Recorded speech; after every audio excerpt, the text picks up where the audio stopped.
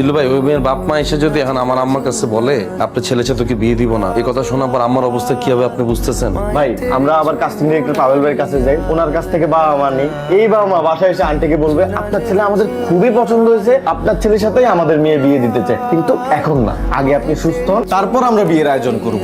Very smart idea. আসসালামু আলাইকুম। ওয়ালাইকুম। আমি তো অসুস্থ, আপনাদের জন্য তেমন কোনো আয়োজন করতে পারি নাই, মনে কিছু করবেন না ভাই। না না পা, কি মনে করব, আপনি অসুস্থ মানুষ, আপনি সুস্থ হন, তারপরে আয়োজন করে আমরা একদিন সবাই মিলে খাবো। ইনশাল্লাহ।